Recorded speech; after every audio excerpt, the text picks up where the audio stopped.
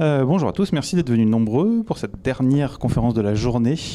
On accueille aujourd'hui deux personnes. Je suis désolé, je sais pas vos prénoms du coup, ou vos pseudos. Tant pis. Je cherche. Ah, quel dommage. Mika, Oyo, qui viennent nous parler de Recalbox, une distribution, un système multi-émulateur, probablement le meilleur du monde, et je dis ça en toute subjectivité.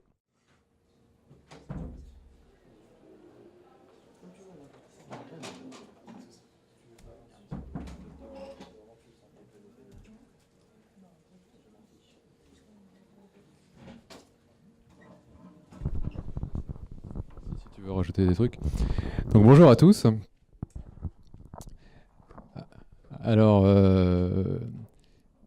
déjà on prononce, voilà, c'est juste pour les puristes. Souvent on aime bien dire Recalbox plutôt que Recalbox. C'est juste pour le petit côté fun de la chose. Je vais passer assez rapidement là-dessus. Donc c'est quoi Recalbox? En fait c'est un système en fait qui permet d'émuler tout un tas de consoles. Pas que des consoles, des ordinateurs en fait aussi, des vieux systèmes. L'idée c'est de pouvoir jouer simplement à tout ce qui est rétro gaming. C'est un peu ça la grande idée de la chose. Et donc de mettre à disposition assez facilement tout un tas d'anciens systèmes qui peuvent être... ça va aller de consoles de très vieille génération, comme la Vectrex, comme des Commodore, comme des choses comme ça, jusqu'à des consoles un peu plus récentes, comme la PS1, comme la Dreamcast, en passant par la NES, par la Mega Drive, tous ces systèmes-là. Voilà. Donc c'est un système open source, c'est gratuit, qui est développé par une équipe de bénévoles. Et ce que je peux dire encore rajouter là-dessus? Moi, ce que je peux rajouter, en fait, c'est surtout si, effectivement, vous êtes des collectionneurs, mais que malheureusement, vous n'avez pas spécialement d'argent ni de place chez vous, en fait, pour avoir tous ces magnifiques systèmes de la NES, la Super NES, ainsi qu'avoir une étagère immense pour entreposer toutes vos cartouches. C'est vrai que Recalbox, c'est quand même un système vraiment alternatif, en fait, parce que c'est un micro-ordinateur qui n'est pas plus gros que ça. Donc celui-là, on peut le mettre dans la poche, le ranger quelque part. C'est vraiment quelque chose de très petit. Et si on part vraiment de zéro, en fait, pour une bonne centaine d'euros, mais vraiment, si vous achetez vraiment bien tout le matériel, vous pouvez en fait vous construire ce petit micro-ordinateur et l'installer vraiment très très facilement en fait. C'est vraiment comme on l'a expliqué Oyo, c'est un système d'exploitation. On va le télécharger sur notre site. On va juste le mettre sur une carte SD. On va mettre la carte SD dans ce micro-ordinateur-là. Ça va s'installer. Et après, il n'y aura plus qu'à jouer. Bon, il faudra bien évidemment après trouver des jeux et ce qu'il faut pour les lancer. Et donc la diapo suivante. Je n'ai pas assez appuyé. Ah, j'ai mal lu même. Non, c'était un petit peu loin. C'est trop rapide. Voilà. Voilà, le maître mot recyclage, en fait, ça résume assez bien. L'idée derrière, c'est effectivement de ne pas forcément investir dans un immense matériel. C'est de partir un maximum avec ce qu'on a déjà à la maison. Donc ça peut être, on a tous déjà une télé ou un vieil écran, des manettes à la maison. Donc déjà, d'essayer de faire un maximum avec ce qu'on a déjà. Ensuite, donc ça tourne sur du petit matériel, comme disait Mika. Un Raspberry Pi 3, par exemple, c'est une petite carte qui est grande comme ça. La carte elle-même, ça vaut à peu près une trentaine d'euros. Alors après, si on veut rajouter une petite alimentation, un petit boîtier sympa, ça fait en tout un investissement, on va dire, aux alentours de 70-80 € juste en matériel. Ça, on trouve ça sur Amazon, on trouve ça sur des sites similaires.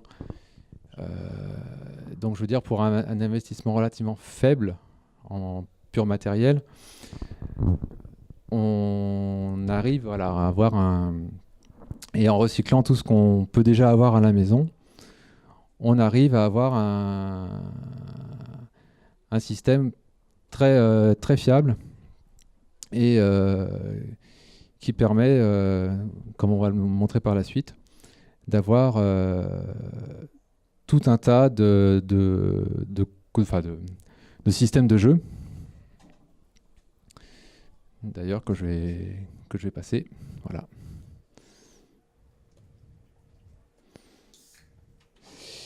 Alors, ça va trop vite. Voilà. C'est pas celui-là, non? Non, c'est celle de. Ça en une juste après. C'était...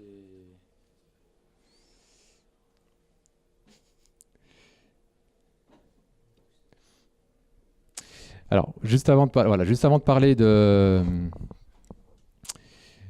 tout ce qu'on peut faire avec, juste un petit mot sur comment est fait Recalbox. Donc, c'est basé sur un système Linux pour les gens qui veulent savoir un petit peu techniquement parlant comment ça fonctionne. Donc, c'est pas basé sur une distribution existante. Pourquoi? C'est parce qu'on a voulu simplifier le système au maximum, faire une distribution légère pour que ça tienne sur très peu de place et que ça démarre très rapidement. Donc il y a un gros travail qui est fait en amont dessus pour que l'expérience utilisateur par contre soit très simplifiée. C'est basé, donc il y a une interface quand on lance Recalbox qui permet de choisir les différents systèmes. Ce que je disais tout à l'heure, par exemple, je ne sais pas moi, la NES, la Mega Drive, un système de bande d'arcade, etc., qui s'appelle à la base Emulation Station, qui a été très retravaillé pour nos besoins. Et ça permet de lancer... Alors là, à l'époque, on avait fait cette présentation, on était sur 53 systèmes, on en a même rajouté un peu plus. Maintenant, on est, je crois, à 56, si je ne me trompe pas. Enfin bref, en tout, on approche de la 60aine de systèmes. Tout dépend du matériel, en fait, sur quoi on va installer Recalbox. Ça dépend vraiment des spécificités, des caractéristiques techniques du matériel sur lequel on va l'installer. En gros, des puissances de la machine, tout simplement.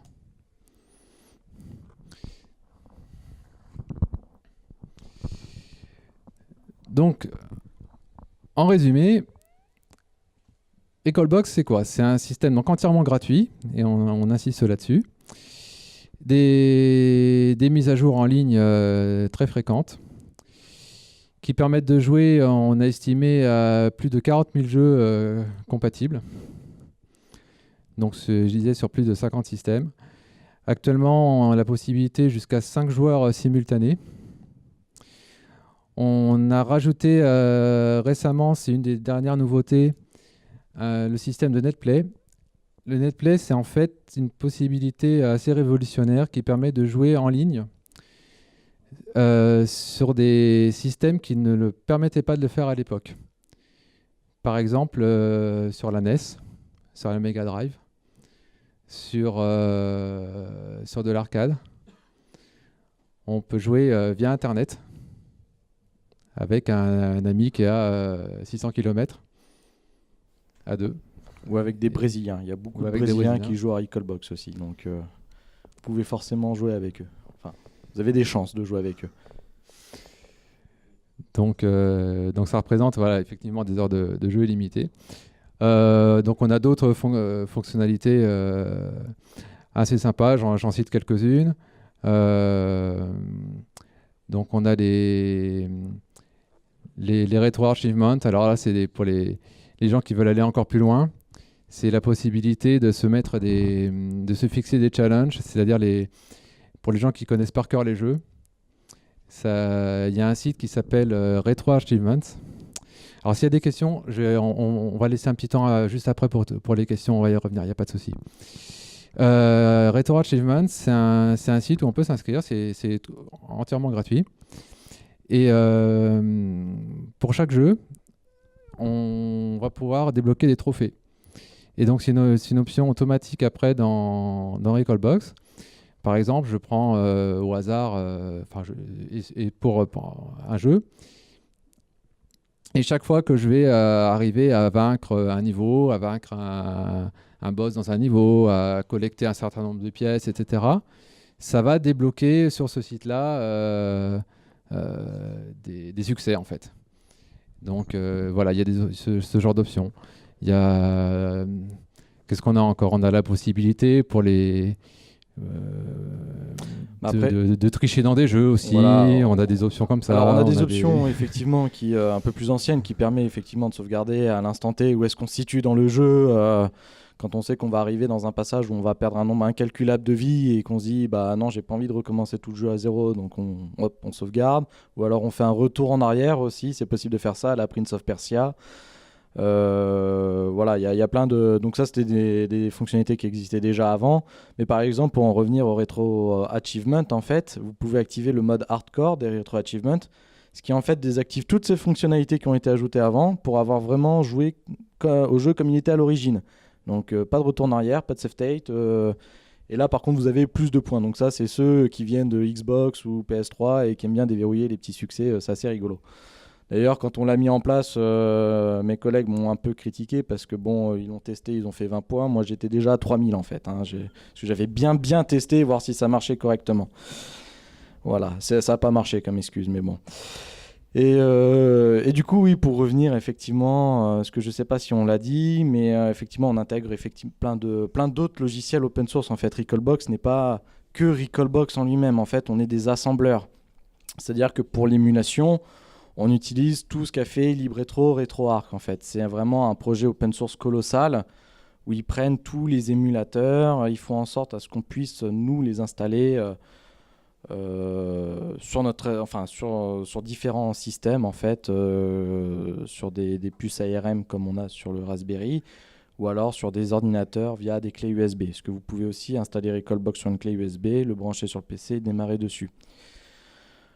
Voilà, et puis on intègre aussi Kodi, un Media Center. Bon, je sais pas quelle version c'est à chaque fois parce que moi je l'utilise jamais. Voilà, il y a des choses en fait parce qu'on est vraiment un groupe de contributeurs, donc chacun en fait bidouille ce qu'il a envie de bidouiller dans son coin. Donc il y en a peut-être un qui sait tout ce qu'il y a, c'est le créateur, mais bon, il est pas là, il est retourné chez lui. Mais c'est vrai que moi je suis plus la génération NES jusqu'à la Dreamcast, mais ce qu'il y a avant, de l'Amiga, de l'Atari, je sais même pas comment ça se démarre, je sais même pas comment on y joue en fait. Ça, on a vraiment des gros bourrins, certains, des contributeurs qui font vraiment aussi qui sont pas spécialement vraiment dans l'équipe Recalbox, mais qui participent au projet en fait, en nous disant tenez, j'aimerais bien ajouter l'Atari pour pouvoir y jouer, expliquez-moi comment ça marche. Et donc après c'est eux qui font le code, qu'on leur a expliqué comment faire et qui nous disent bah c'est fait, maintenant intégrez-le. On a un très bon exemple pour l'Amiga. Oui, l'Amiga par exemple, c'est un contributeur externe qui l'a ajouté. Ouais, je crois qu'il n'y a aucun membre de la team qui a vraiment touché l'Amiga. Ouais. Mais bon, lui, c'était quelque chose d'assez compliqué à ajouter et c'était un passionné qui nous a beaucoup aidé là-dessus et qui nous a aidé à intégrer l'Amiga dans Recalbox. C'est ça, et des fois, il y en a qui veulent ajouter des nouveaux corps d'émulateurs pour avoir peut-être plus de performance. Donc voilà, tout ça, après, on teste et on fait... c'est aussi la force d'un projet open source, quoi. Voilà. Tout le monde peut contribuer s'il le veut, s'il a quelque chose à apporter ou s'il veut apporter quelque chose. Comme par exemple, quelque chose qui n'a rien à voir, notre community manager, il n'est pas du tout technique, il ne connaît pas, mais il a dit, je veux m'occuper du Facebook de Recalbox, vas-y, occupe-toi, parce que nous, on ne comprend pas ce milieu-là, en fait. Ça, nous, on est resté dans notre grotte pendant que lui s'amuse à faire à écrire des messages sur Facebook avec 15 smileys derrière. Apparemment, ça marche beaucoup, donc on le laisse faire, en fait, on lui fait confiance. Voilà. Et puis, beaucoup de traducteurs aussi, puisque dans la team, on a des gens, un Péruvien qui parle 4 langues, qui fait des traductions et qui en plus ajoute lui-même des corps, enfin des émetteurs. Donc on a vraiment de tout en fait. surtout des Allemands aussi. Il y en a pas mal, les Allemands ils bossent beaucoup. Et du coup, je pense qu'on a fini. Après, si Bah voilà, maintenant s'il y a des questions, les questions-réponses. on y répondra avec plaisir. Merci à vous. On peut les applaudir, je pense, pour cette présentation. Merci.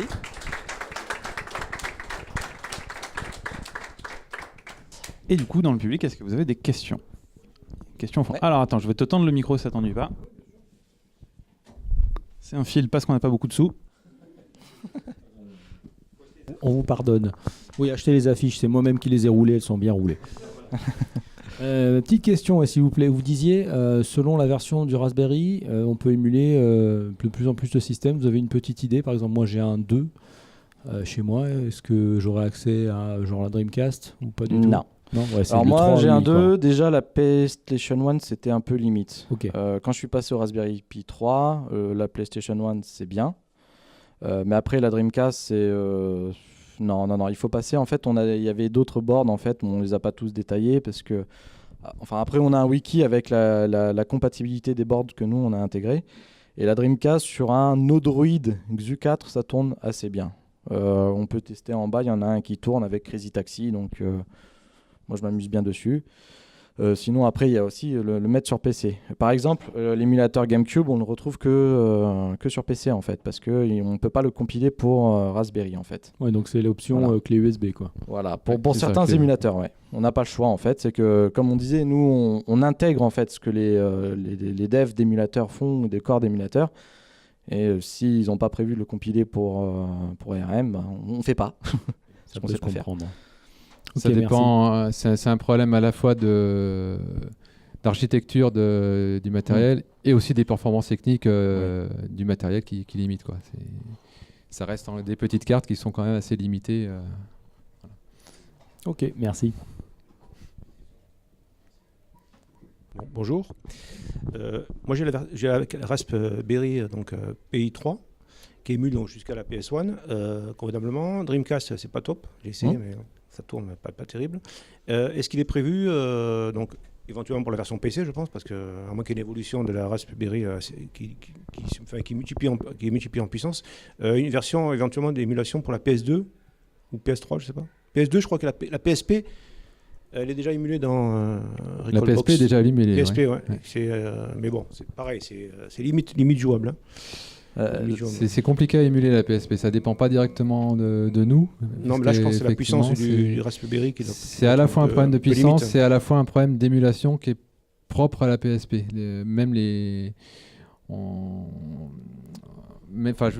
C'est un problème qu'on rencontre avec tous les émulateurs de PSP. Même dans les versions PC, même dans les versions... c'est une console qui a assez mal émulé la PSP. Un peu comme la Saturn. C'est Ouais. pour ça qu'elle est toujours pas intégrée, c'est qu'en fait elle est horrible à émuler. Et pour la PS2, je crois qu'il y en a qui en parlent de la PS2 Ouais. non, en ce moment. Parce que bien sûr, il y a des nouveaux émulateurs qui sortent, alors les fans, les utilisateurs, ils commencent à nous titiller. Et c'est quand que vous sortez la PS2? Parce qu'on veut la PS2. Donc voilà, c'est comme ça que ça se passe en général. C'est plus la demande est forte et il y a toujours quelqu'un qui va vouloir s'intéresser en fait à vouloir vraiment ajouter la PS2 et du coup il va commencer à la faire, à nous demander comment on peut le faire. Donc soit nous on a du temps, on peut le faire même en parallèle et même l'aider à le faire. Soit généralement faut attendre un petit peu. Mais on a toute une liste en fait parce que le projet est hébergé sur GitLab en fait. Donc c'est là où on héberge tout notre code. Et toutes nos issues, c'est ce qu'on appelle, ça peut être des gens qui nous rapportent des bugs en fait, ou qui veulent une évolution, donc ils arrivent, ils le notent là-dessus, ils disent j'aimerais bien ajouter ça, ou je suis en train de faire ça, comment je fais? Et du coup après nous, en fonction de notre code, on intègre les En fait, c'est ça, modifications. les émulateurs plus ou moins ils existent déjà, mais après il faut arriver à les intégrer dans C'est Recalbox. Après, ce qui des fois arrive aussi, c'est que des gens nous disent ah oui, mais sur PC, il y a un émulateur qui existe et qui fonctionne. Oui, mais c'est un émulateur payant, un émulateur qui n'est pas open source, qui est closed source, c'est l'inverse. Et ça, nous, on refuse catégoriquement d'intégrer. Voilà.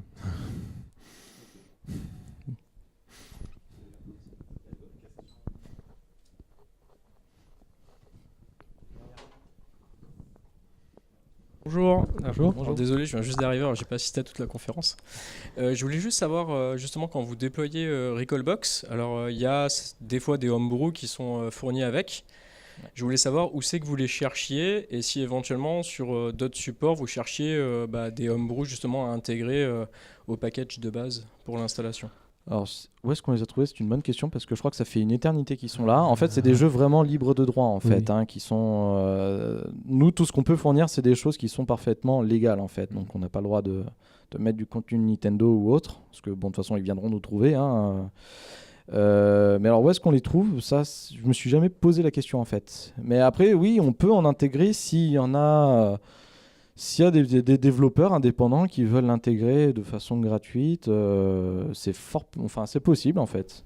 Alors personnellement, entre 2003 et 2007, j'étais sur un forum qui s'appelait playeradvance.org.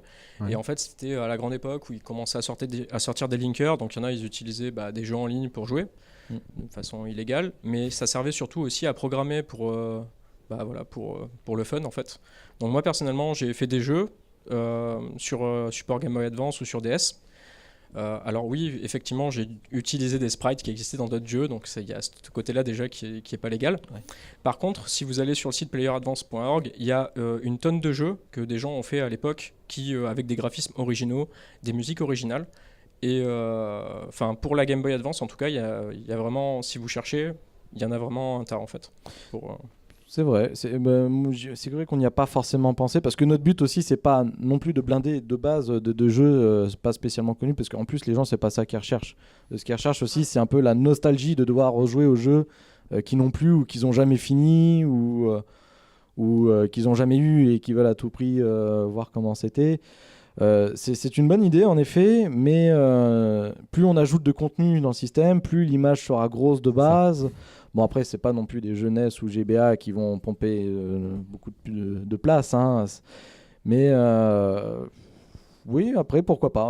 On n'a jamais vraiment eu la demande, en fait. Donc, on en a juste mis 2-3 comme ça pour que quand la première fois qu'on arrive, ce soit pas vide. Parce que si on arrive sur un système vide, je sais même pas comment ça se comporte, d'ailleurs. J'ai jamais regardé.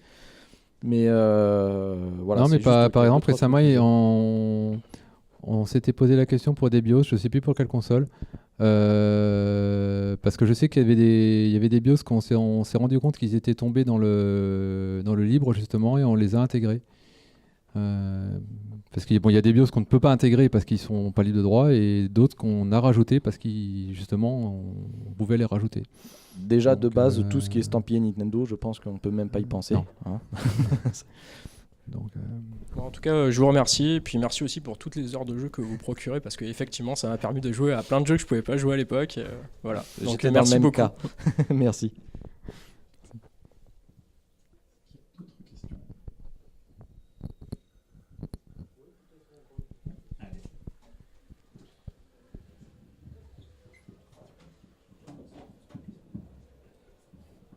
Oui, je voulais savoir, l'image de base, elle fait combien en taille, s'il vous plaît? Un peu moins de 300 mégas, je crois. Ouais, 300 mégas à peu près. Ouais. Ok, pour aller chercher les ROM, c'est possible de le faire via le réseau? Parce que moi, par exemple, j'ai un NAS chez moi et ça le fait directement. Ouais, on a un wiki assez détaillé justement de personnes qui montent en fait le système de fichiers directement sur leur NAS en fait. Donc c'est tout à fait possible ça. Oui. Avec tous les snapshots. On peut tout mettre sur un NAS.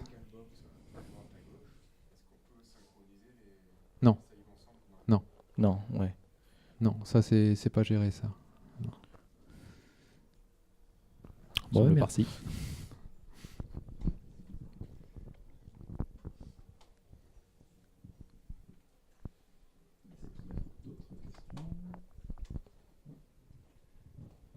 Bonjour. Alors moi, j'ai une Recalbox aussi avec Raspberry le 3 et je trouve votre interface vraiment super, évidente, facile et tout. Et je voulais savoir si vous allez rajouter des features au-delà des émulations de nouvelles machines.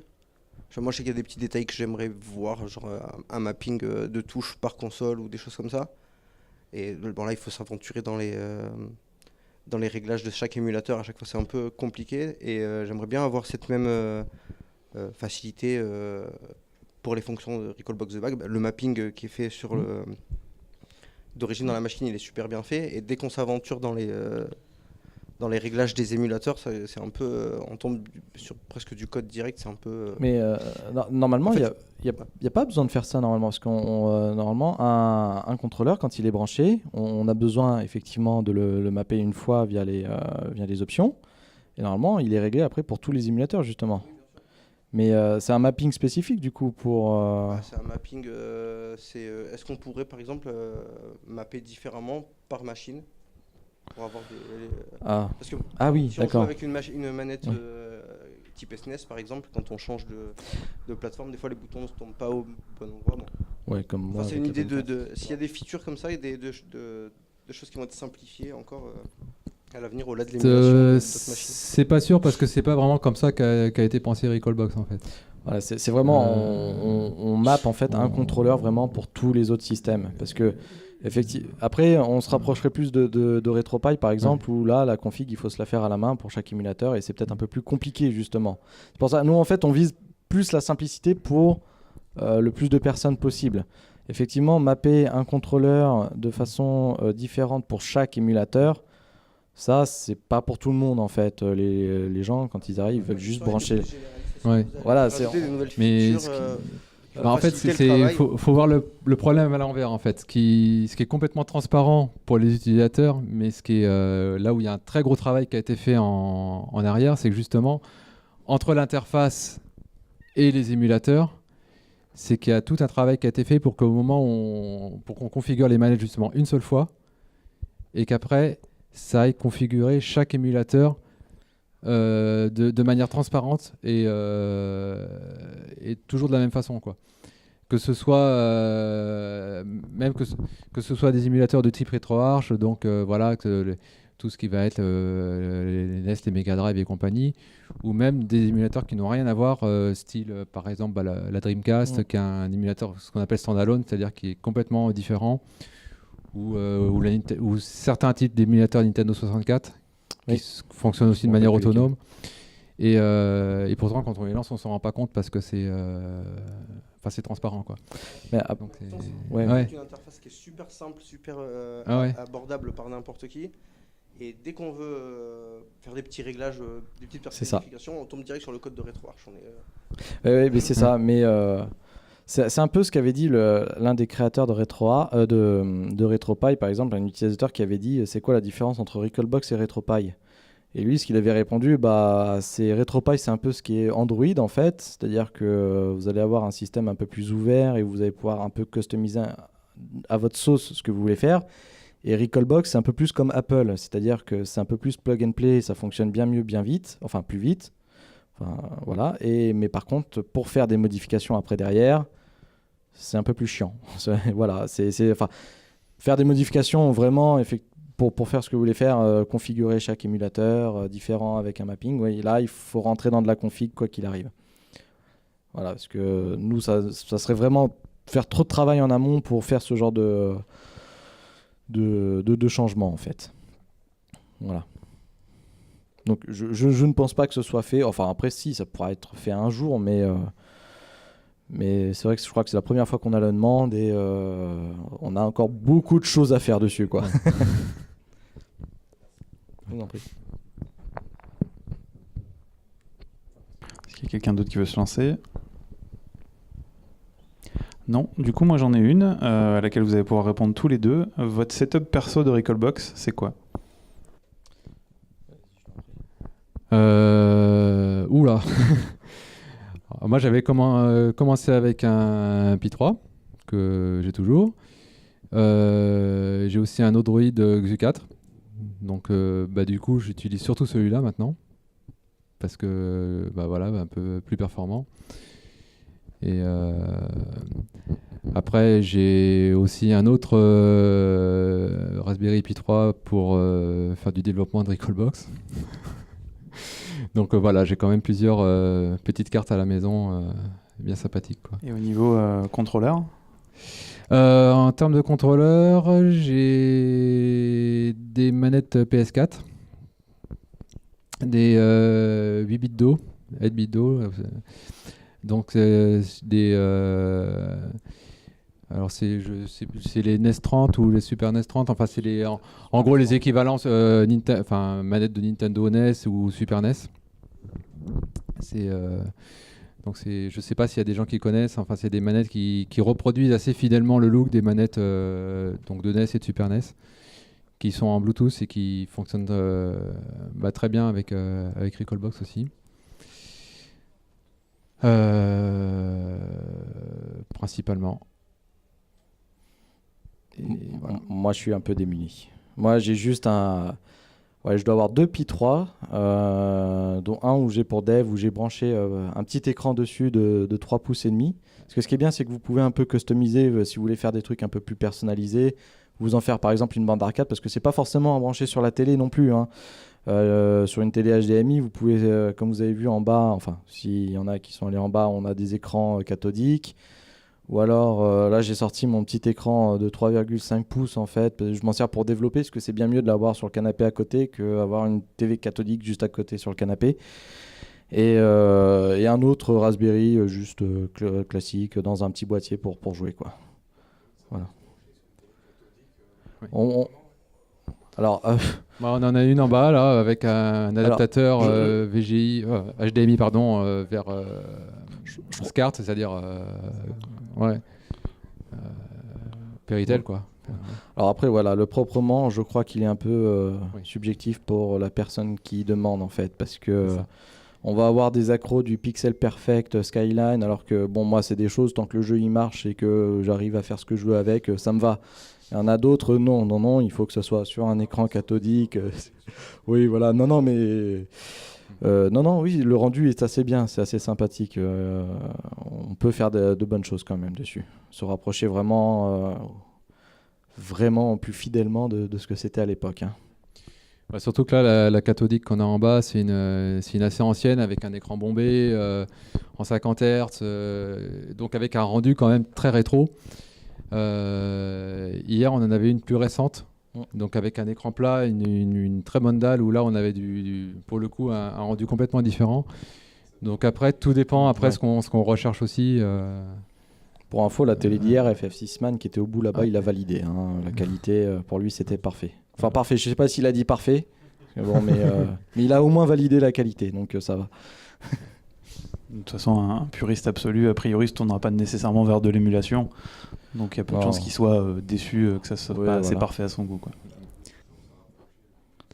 C'est ça. On essaie de s'en rapprocher un maximum. Ouais. Si vous avez assisté à la conférence juste d'avant de Fabrizio, lui c'est un bon puriste. Lui, hein. Il est venu sur notre stand tout à l'heure et il nous a fait ses petits commentaires. Ah, mais non, là ça marche pas, là c'est interlacé. Non, moi je veux du progressif.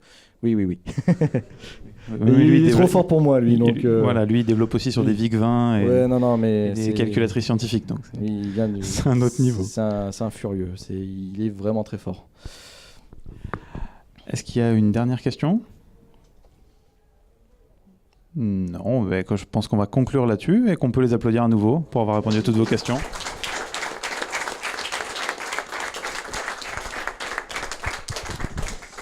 Voici donc qui conclut notre journée, du moins pour ce qui est des conférences. On vous laisse donc retourner en bas à l'expo et je vous souhaite une très bonne fin de journée à tous.